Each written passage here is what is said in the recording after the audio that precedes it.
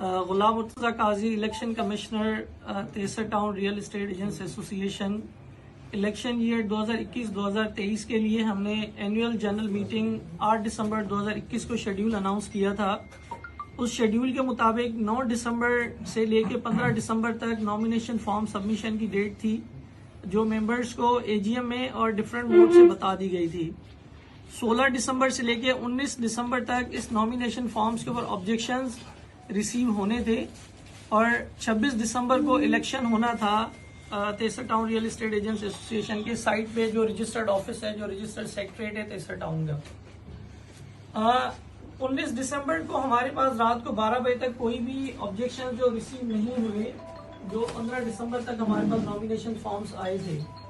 और आज 20 दिसंबर 2021 शाम को 6:30 बजे इलेक्शन कमिश्नर ऑफिस से हम ये अनाउंस कर रहे हैं कि जिन लोगों ने 15 दिसंबर तक फॉर्म सबमिट किए थे वो अनअपोज नई बॉडी के लिए इलेक्ट हुए हैं फॉर द ईयर 2021-2023।